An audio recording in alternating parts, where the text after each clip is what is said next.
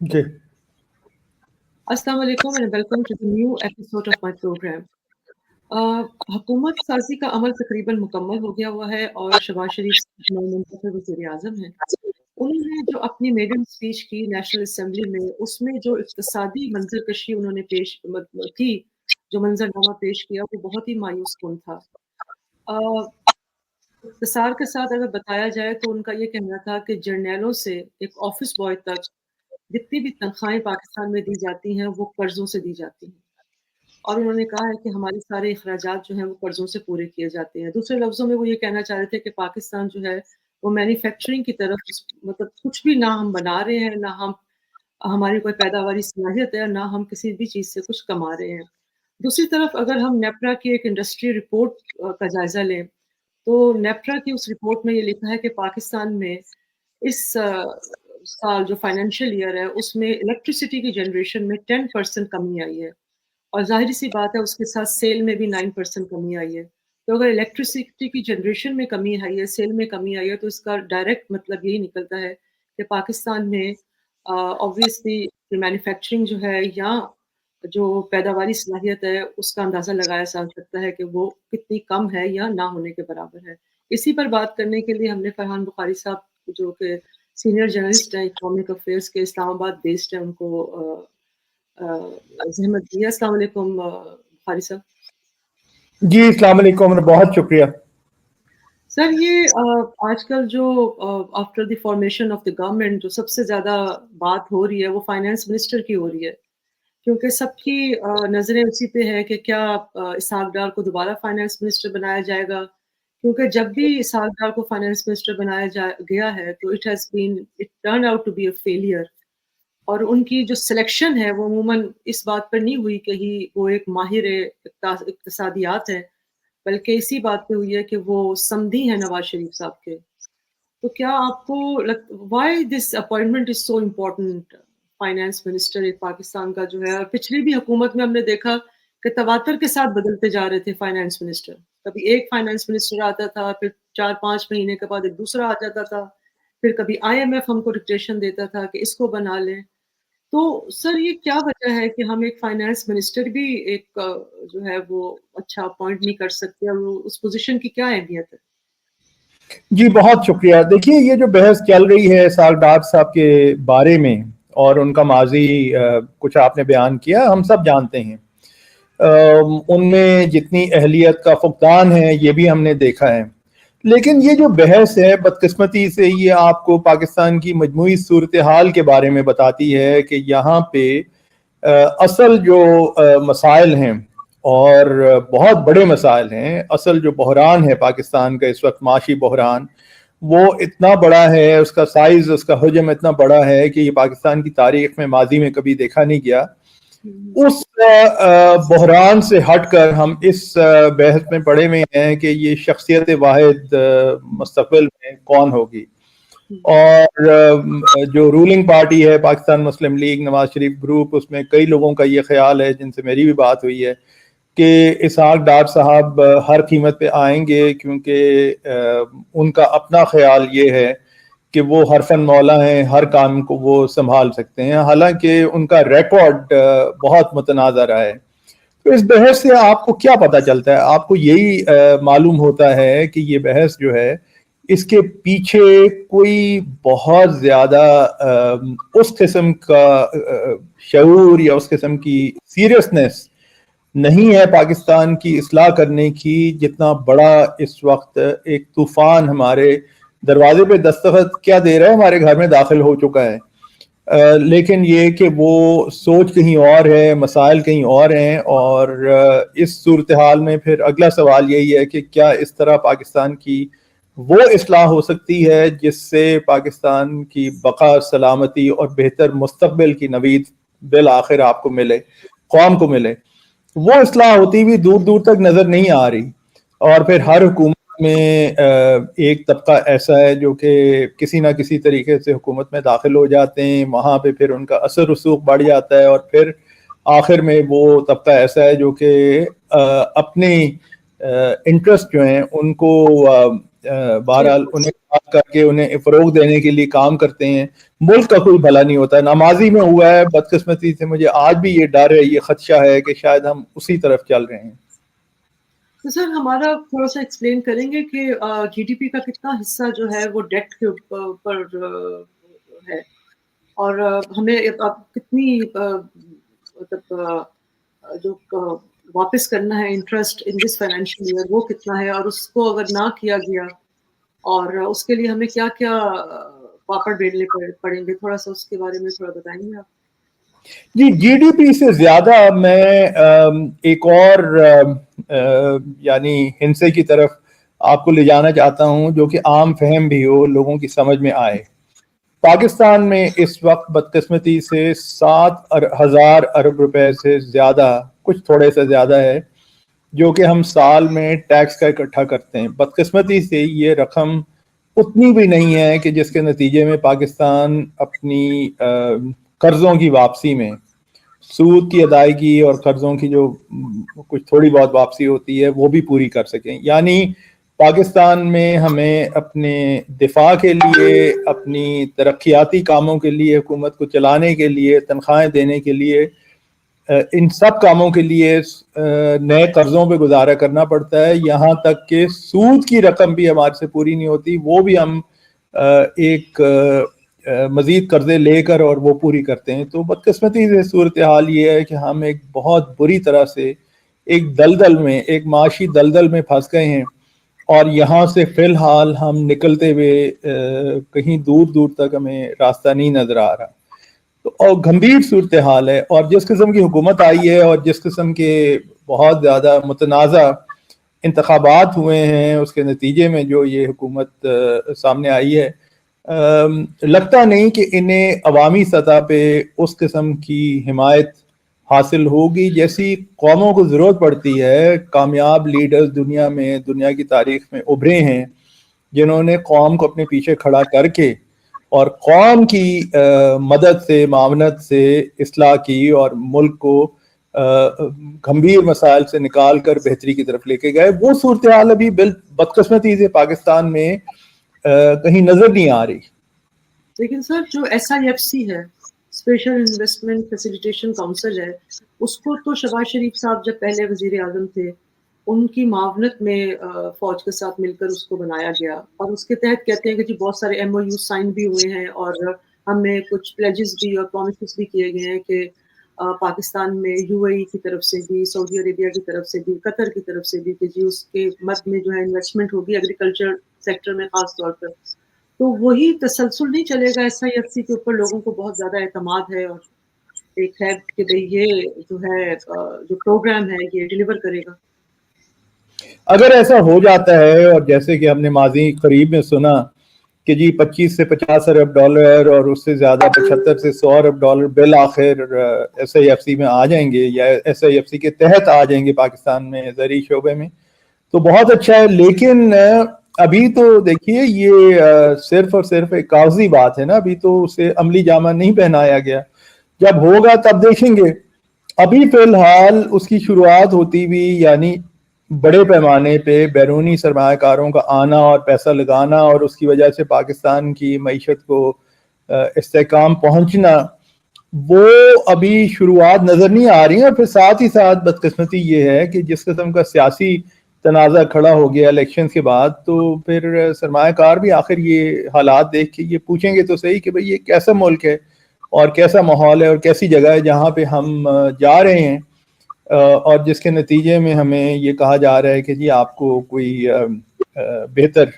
بہتری ہوگی آپ کے لیے. تو یہ ایس آئی ایف سی بہرحال ایک ابتدا ہے, اور اسی طرح کئی سال پہلے آپ نے دیکھا سی پیک کی بھی ابتدا ہوئی تھی, لیکن اس میں بھی چل کے کچھ مسائل نظر آئے. تو پھر ایس آئی ایف سی کے بارے میں بھی سوچنا ہے, کیونکہ مسئلہ سب سے بڑا یہ ہے کہ پاکستان میں جو انگریزی کی ایک اصطلاح ہے پروڈکٹیو کیپیسٹی, یعنی ہماری ملک میں پیداوار کی سکت, چاہے وہ زراعت میں ہو یا صنعت میں ہو یا کسی اور شعبے میں ہو, وہ کمزور ہو کے رہ گئی ہے. اور جو سال کے 2% ہم اپنی قومی سطح پہ گروتھ ریٹ یعنی اپنی معیشت کی بڑھوتری کے بارے میں بیان کرتے ہیں. یہ تو ہمارے ملک کی سال کی جتنی آبادی بڑھ رہی ہے اس سے بھی کم ہے. ہمیں اس سے زیادہ تیزی سے آگے چلنے کی ضرورت ہے اپنے ملک کو مستحکم کرنے کے لیے. فی الحال وہ ہوتا ہوا نظر نہیں آ رہا. تو سر پاکستان بزنس کاؤنسل نے بھی آئی ایم ایف کو خط لکھا ہے کہ آپ جو بھی پروگرام پاکستان کے ساتھ آپ کمٹ کریں تو وہ کم از کم 5 سال کے اوپر ہونا چاہیے، تاکہ اس کے پیچھے وہی ریزننگ ہے کہ بھئی پالیسی جو ہے وہ اس کا استحکام ہو، وہ تسلسل ہو، یا کوئی اور وجہ ہے کہ پاکستان بزنس کاؤنسل نے کیوں خط لکھا آئی ایم ایف کو کہ کوئی بھی پروگرام کرے تو وہ 5 سال کے اوپر ہونا چاہیے تاکہ کاروباری طبقے میں، کاروباری شعبے میں اس وقت ایک تاثر عام ہے، اور وہ یہ ہے کہ پاکستان میں چند سال تک پالیسیز کی کنٹینیوٹی، یعنی پالیسیز کو تبدیل کیے بغیر آگے چلنے والی بات ہے، وہ اس کی ضرورت ہے. اور بدقسمتی سے پالیسیز کے حوالے سے جو خدشات ہیں اس کے پس منظر میں پاکستان بزنس کاؤنسل کیا اور بھی کئی کاروباری حضرات، خواتین و حضرات یہ سمجھتے ہیں کہ اگر آئی ایم ایف کے پروگرام میں ہم رہے اس سے تو شاید حکومت پہ ایک طرح کی یعنی بندش ہوگی اور انہیں پالیسیز پہ چلنا پڑے گا، ورنہ تو اعتبار نہیں ہے. کیا ضرورت پڑی کہ وہ سیدھا آئی ایم ایف کو خط لکھتے؟ گورنمنٹ کے ساتھ ان کا مطلب یہ ریفلیکٹ نہیں کرتا کہ there is a lack of coordination between the business people and the government. تو گورنمنٹ سے بات کرنی چاہیے تھی بجائے اس کے کہ آپ ایک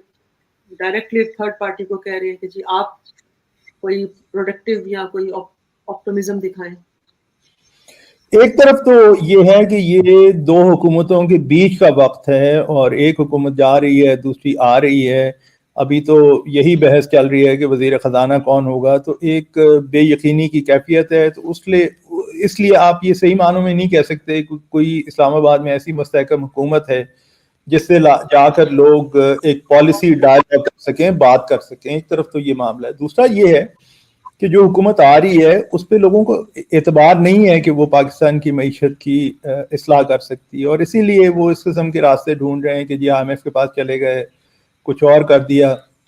اگر آپ کو ملک میں اپنے حکمران طبقے پہ اعتبار ہو یہ جو الیکشن کے بعد جو آ رہے ہیں، تو پھر آپ ان سے بات کریں. اچھا سر، دوسری طرف یہ جو ایکسچینج ریٹ ہے، اب جب آئی ایم ایف کے ساتھ پروگرام 3 ایئر کا پروگرام کے اوپر جب بات ہوگی تو کون سا ایکسچینج ریٹ کے اوپر سیٹل ڈاؤن، کیونکہ ابھی تو امپورٹ بالکل نہ ہونے کے برابر ہے، جس سے بہت زیادہ نقصان بھی ہو رہا ہے اکانومی کو. خاص طور پر انفلیشن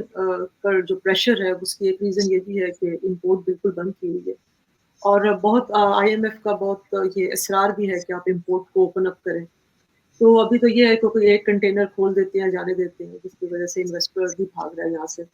تو ایکسچینج ریٹ کے حوالے سے کیا پرسپیکٹو ہوگا جس پہ ڈالر روپیہ ڈیویلیو ہوگا، اور کتنا ہم بیئر بھی کر سکتے ہیں، which is okay کہ اتنا ڈیویلیو ہو بھی جائے تو ٹھیک ہے. دیکھیے صورتحال کچھ ہوا. ایک تو میں شروع میں یہ عرض کر دوں کہ میرا ایک اصول ہے کہ میں ایکسچینج ریٹ کے بارے میں کبھی قیاس آرائی میں نہیں پڑتا، کیونکہ اس سے خواہ میں لوگوں کے ذہنوں میں کوئی خیالات آتے ہیں کہ جی وہ فلاں شخص نے یہ کہہ دیا اور فلاں شخص نے وہ کہہ دیا تو اتنا ہو جائے گا اتنا ہو جائے گا. تو میں دیکھتا تو ہوں بڑی باریکی میں جا کے ایکسچینج ریٹ کو، لیکن میں اس پہ پبلک میں قیاس آرائی نہیں کرتا. یہ میرا اصول ہے نمبر 1. نمبر 2 یہ کہ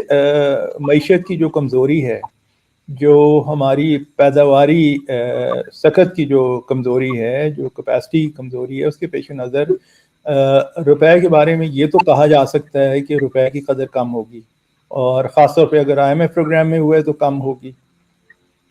کتنی کم ہوگی اس کے بارے میں کوئی نہیں بتا سکتا آپ کو.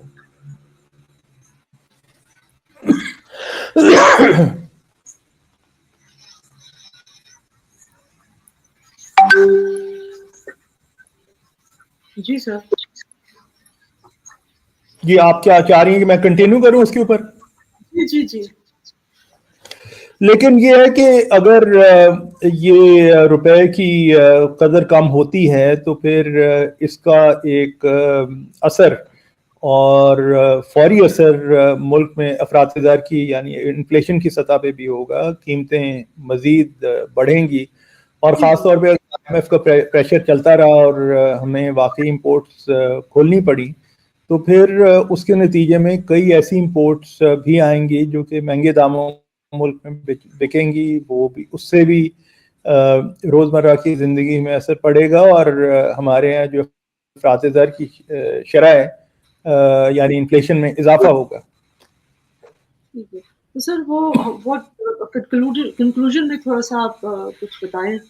کہ وہ پاکستان کو کیا سٹیپس لینے ہوں گے؟ کچھ لوگ کہہ رہے ہیں کہ جی ریسٹرکچرنگ کرنی ہوگی ڈیٹ کی، پاکستان چاہے بھی تو یہ واپس نہیں کر سکتا قرضہ۔ دیکھیے دنیا کی تاریخ میں کئی ممالک کی یہ مثال ملتی ہے تاریخ میں کہ بڑے سے بڑے طوفان میں گھرے لیکن بالآخر لیڈرشپ کی اہلیت اور قابلیت اور ایمانداری کے نتیجے میں ایک قیادت ایسی ملی جو انہیں پورے کے پورے کئی بڑے ممالک جن کے مسائل بھی ہمارے سے کہیں زیادہ گھمبیر تھے وہ اپنی قوم کو نکال کے لے گئے۔ ہمارے ہاں تو سب سے بڑا فقدان یہ ہے کہ وہ کون کرے گا، کیا ماضی کی حکومت اور کیا حال کی حکومت۔ حال تو پھر ایسا ہی ہے، ماضی میں آپ کو یاد ہوگا جب عمران خان صاحب وزیر اعظم تھے تو ایک بہت بڑا شوگر سکینڈل ملک میں رونما ہوا تھا، اس شوگر سکینڈل کے نتیجے میں آج تک یہ نہیں پتا چلا کہ بھائی وہ جو بڑے بڑے شوگر مافیا سے منسلک جو لوگ تھے ان پہ کیا ایکشن لیا گیا، بظاہر کوئی نہیں لیا گیا۔ اچھا اب یہ نئی حکومت آئی ہے، یہ پہلے 16 مہینے تک PDM کی بھی انہوں نے قیادت کی، کوئی ایسی قابل ذکر معیشت کی اصلاح کے حوالے سے ان کی ایسی بڑی کامیابی نہیں ہے، تقریروں سے ہٹ کر ایسی بہت بڑی کامیابی نہیں ہے جس پہ ہم انہیں اتنی داد دیں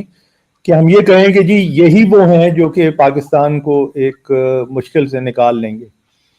تو یہ بدقسمتی سے قحط و رجال اتنا بڑا ہوا ہے خاص طور پہ یہ قیادت کے حوالے سے کہ یہ کوئی نہیں کہہ سکتا کہ یہ اس وقت پاکستان کے پاس کوئی قیادت جو کہ اہلیت اور قابلیت کے حوالے سے بھی منفرد ہو اور پھر ایمانداری کے حوالے سے بھی منفرد ہو کہ ایسی قیادت کا بالآخر رونما ہو چکی ہے منظر پہ کہ اس قیادت کے نتیجے میں ہم بہتری کی طرف جائیں گے۔ تو سر یہ جو اسٹیٹ اونڈ آرگنائزیشنز ہیں ان کا تو سب کو پتہ ہے بلیڈ کر گئی ہیں اور ٹریلینس آف روپیز جو ہے سالانہ یہ ضائع ہوتا ہے، کیونکہ وہ اس سے ریونیو جنریٹ تو ہو نہیں رہا، اس کے اندر تو ہم پیسہ ڈالتے ہیں، مطلب ایک بکٹ ہے جو جس میں ہولز ہیں، پیسہ ڈالتے ہیں اور وہ تنخواہوں کی مد میں یا کچھ پتہ نہیں کس مد میں جا رہا ہے۔ تو جب پتہ ہے کہ وہ مطلب ان کا کوئی فائدہ ہی نہیں ہے تو ان کو بند کرنے میں کیا ایسی قباحت ہے؟ یہ تو ایک نیشنل انٹرسٹ میں فیصلہ ہے، اس کو لینے میں کیا مسئلہ ہے؟ کیوں نہیں اب تک اس پہ کوئی فیصلہ کیا جائے؟ تو الٹرنیٹیو بھی بنا سکتے ہیں نا آپ، الٹرنیٹیو مینوفیکچرنگ کر کے جو لوگ وہاں لے آف ہوئے ہیں ان کو، یا جیسے گولڈن ہینڈ شیک کر کے بہت ساری چیزیں ہیں، آپشنز ہوتی ہیں گورنمنٹ کے پاس۔ پاکستان میں ماضی میں اگر کوئی کامیابی کی شکل نظر آتی ہے تو وہ بینکوں کے حوالے سے ہے جو کہ ایک زمانے میں بہت بری طرح نقصان میں تھے، اور پھر اس کے بعد حبیب بینک، UBL، الائڈ بینک، مسلم کمرشل بینک بہت پہلے، یہ سب انہیں نجکاری کے ذریعے پرائیویٹائز کیا گیا اور آج وہی بہت زیادہ منافع کما رہے ہیں۔ تو ایک یہ مثال ہے، لیکن آپ بالکل صحیح فرما رہی ہیں کہ اس کے علاوہ بہت سی ایسی کمپنیز ہیں، اور مجھے کسی نے حال ہی میں کہا کہ چھوٹی اور بڑی ایسی کمپنیز ملا کے قریباً لگ بھگ 200 کے قریب ہیں، مجھے یہ لسٹ دیکھنی پڑے گی کہ واقعی اتنی زیادہ ہیں یا نہیں، لیکن جو بڑی بڑی ہیں وہ تو ہم سب جانتے ہیں، اور ہم یہ بھی جانتے ہیں کہ ان کا عرصہ دراز سے نقصان ہو رہا ہے۔ کچھ تو ایسی ہیں جن کے بارے میں یہ کہا جا سکتا ہے یا کہا جاتا ہے کہ اب وہ کسی طرح ان کی اصلاح ہو ہی نہیں سکتی، تو اس لیے وہ ساری تو ان کی ہو بھی نہیں سکتی۔ مثلا کراچی سٹیل ملز کے بارے میں یہ کہا جاتا ہے کہ جی یہ اتنی اس کی کیپیسٹی خراب ہو گئی ہے کہ سٹیل ملز کو اب اس کی تو نجکاری کرنا بھی ممکن نہیں ہوگا، بس اس کے لیے ایک ہی حل ہے کہ ایک دن آپ اسے بینکرپٹ ڈکلیئر کر کے اور جتنے بھی ان کے ملازمین ہیں سب کو فارغ کر دیں، اور پھر جو سٹیل ملز کی جو کراچی میں ایک بہت بڑی جگہ ہے وہاں پہ آپ کوئی اور کسی اور مقصد کے لیے اسے استعمال کریں، بے شک آپ اس جگہ کو بیچ دیں. یہ جو گورنمنٹ اب جا رہی ہے اس میں فواد حسن فواد صاحب وزیر پرائیویٹائزیشن تھے، اور انہوں نے ایک موقع پہ یہ بھی ذکر کیا کہ ان کی اپنی رائے، ذاتی رائے یہ ہے کہ کراچی اسٹیل ملز کی جو جگہ ہے اس کو ایکسپورٹ پروموشن زون کے طور پہ بنایا جائے، کیونکہ وہ بحر عرب کے بالکل ساتھ ہے، بندرگاہ کے نزدیک ہے، اور وہاں سے پھر ایکسپورٹس ہوں. تو اس قسم کے خیالات لوگوں کے ماضی قریب میں رہے ہیں، اس سے یہی ظاہر ہوتا ہے کہ لوگوں نے اب یہ فیصلہ کر لیا کہ یہ وہ سفید ہاتھی ہے جو نہ صرف یہ سفید ہاتھی ہے بلکہ یہ مرا پٹا ہوا ہاتھی ہے. تو اس لیے اس کی اصلاح کے بارے میں سوچنا یا یہ سوچنا کہ اسے بطور اسٹیل ملز ہی آپ فروخت کر دیں گے، یہ ممکن نہیں ہے. اور کئی کمپنیز کے بارے میں بھی یہ کہا جاتا ہے، یہ تو ایک میں بڑی منفرد یعنی وہ مثال دے رہا ہوں آپ کو جو کہ منظر عام پہ ہے اور جس کے بارے میں لوگ ذکر کرتے ہیں. اسی طرح کی اور بھی ہیں. اب یہ جب تک کہ ان کی کوئی اصلاح نہیں ہوگی، یا ان کی جو کمپنیز جن کی اصلاح ہو سکتی ہے، لیکن اصلاح سرکار کو کرنے کی ضرورت نہیں ہے. اصلاح کے لیے ضروری یہ ہے کہ آپ انہیں پرائیویٹائز کر لیں، کیونکہ پچھلے 40-50 سال میں سرکار پاکستان نے مختلف حکومتوں نے چلانے کی کوشش کی اور بار بار ناکام ہوئے. تو اتنی ناکامیوں کے بعد اب آپ ان کمپنیز کو رکھ کے کیا کریں گے؟ تو اس لیے اونے پونے جس طرح بھی بکتی ہیں بک جائیں، تاکہ کم سے کم جو مملکت پاکستان پہ یہ سالانہ بوجھ ہے ان کے نقصانات کا، اس سے تو جان چھوٹے، اور یہ پھر کوئی اور ان کے جو نئے مالکان ہیں وہ اس بوجھ کو برداشت کریں، اور پھر وہ پرائیویٹ سیکٹر والے جو لوگ ہیں وہ آ کے پھر ان کمپنیز کو بہرحال پروفیٹیبل بھی بنائیں، ان سے منافع لینے کی کوشش کریں اگر وہ اصلاح ہو جاتی ہے. سر ایک آخری سوال آپ سے پوچھنا ہے کہ جتنا ہم پیسہ آئی ایم ایف سے مانگتے ہیں، کبھی 6 بلین، کبھی 8 بلین، کبھی 3 بلین، تو پاکستان کی اکانومی اتنا جنریٹ نہیں کر سکتی خود سے پیسہ؟ کیونکہ ایک دفعہ ہوا تھا کہ آئی تھنک 2020-2019 میں ہم نے ایکسپورٹ سے $6 بلین جو ہے وہ جنریٹ کیے تھے، لیکن اس کے باوجود ہم بضد تھے. کیونکہ مجھے یاد ہے میں نے اس زمانے میں کالم بھی لکھا تھا اس کے اوپر، اور پھر بھی ہم بضد تھے کہ ہم نے آئی ایم ایف کے پاس جانا ہے، کہ ہم نے اتنے پیسے لے لیے. تو is it something we are doing deliberately? نہیں دیکھیے، آئی ایم ایف کے پاس جانا اس لیے ضروری پھر ہو جاتا ہے بالآخر، کیونکہ آئی ایم ایف کی ایک ساکھ بنی ہوئی ہے بین الاقوامی سطح پہ. ایک سمجھیے کہ ان کی جو اسٹیمپ آف اپروول ہے یا ایک مہر ہے، کہ وہ مہر اگر کسی معیشت پہ لگ جائے تو پھر اس کے نتیجے میں اور لوگ بھی جو ادارے ہیں قرض دینے والے، وہ بھی پھر قرض دے دیتے ہیں. آئی ایم ایف کے $6 بلین سے اگر 3 سال میں $6 بلین ہے یا اس سے زیادہ ہے، اس سے آپ کے قرض کی ضروریات تو پوری نہیں ہوں گی. کیونکہ کہا یہ جاتا ہے کہ آئی ایم ایف جتنا دیتا ہے وہ اس سے 3 سال کا جو قرض کی رقم ہے وہ اس کا ایک بہت چھوٹا حصہ ہے. یعنی ایک تخمینہ میں نے یہ دیکھا تھا کہ 2024 سے 2027 تک پاکستان کو $80 ارب سے کچھ کم، میرے خیال میں 77 یا 78 ارب قرض کی مد میں واپس کرنے ہیں. تو ظاہر ہے آئی ایم ایف کے پیسوں سے جو واپس نہیں ہوگا، آپ کو بہت سے اور جگہوں سے بھی جا کے اس کے لیے اقدامات کرنے پڑیں گے. قرضہ لینا پڑے گا، کچھ قرضے کی جو میعاد ہے اسے مؤخر کرنا پڑے گا، ری شیڈولنگ کروانی پڑے گی اگر آپ کروا سکیں، یا کچھ ٹرمز آپ کو بہتر کروانی پڑیں گی. ابھی حال ہی میں چین نے $2 بلین کا جو ایک قرض ہے، ابھی حال ہی کی خبر ہے، وہ رول اوور کیا ہے. تو رول اوور کیا ہے؟ رول اوور یہی ہے کہ آپ یہ کہہ رہے ہیں کہ جی اس وقت میرے پاس پیسے نہیں ہیں تو آپ مجھے 1 سال کی اور مہلت دے دیجئے، اور اس میں جو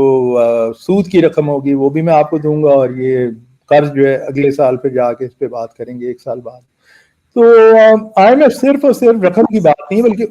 اس کے علاوہ ایک بہت بڑی ایک ضرورت ہے پاکستان کی، اور جب تک پاکستان اپنے پاؤں پہ نہیں کھڑا ہوتا. ہماری پروڈکٹیو کیپیسٹی ہے کہ ہم اتنا جنریٹ کر سکیں؟ دیکھیے، پروڈکٹیو کیپیسٹی تو بنانی پڑے گی، لیکن کچھ اور بھی آپ کو اقدامات کرنے پڑیں گے. مثلاً زراعت کا اتنا زیادہ پوٹینشیل ہے پاکستان میں, اتنی زیادہ آپ اس کی اصلاح کر کے اس سے بہتر آپ نتائج حاصل کر سکتے ہیں کہ پھر کم سے کم آپ اپنی درآمدات کی, جو کھانے پینے کی اشیاء آپ ملک میں درآمد کرتے ہیں, وہ اس کے اوپر آپ کا انحصار درآمدات پہ کم ہو جائے اور آپ اپنی کیپیسٹی بہتر کریں. یہ ایک ہے. اور اس میں ساتھ ہی ساتھ جو اشیاء خرد و نوش کی قیمتیں آسمان کو باتیں کر رہی ہیں, اور جو پچھلے کچھ عرصے میں چند سالوں میں قیمتوں میں اضافہ ہوا ہے, اگر آپ ملک میں اپنی وہ پیداوار میں اضافہ کرتے ہیں زراعت کے ذریعے سے, تو پھر قیمتیں بھی کم ہونے کا امکان ہے. تو اس قسم کے یہ ملے جلے کام ہیں جنہیں مل کر, جنہیں بنا کر, اور پھر بہت زیادہ ضرورت یہ ہے کہ آپ ملک میں جن لوگوں نے ٹیکس نہیں دیے, جو کھلے عام بالکل ٹیکسز کی چوری کرتے ہیں, ان کے اوپر مملکت پاکستان کا ہاتھ پڑنا چاہیے, اور ان سے آپ بہرحال ٹیکسز لیں, تاکہ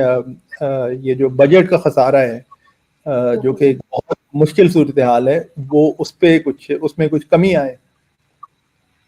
تھینک یو سو مچ سر, آپ کا بہت بہت شکریہ ٹائم دینے کا. ویورز, امید ہے آپ کو ڈبیٹ پسند آئی ہوگی. Thank you very much for watching the show. السلام علیکم. بہت شکریہ جی. خدا حافظ. اللہ حافظ.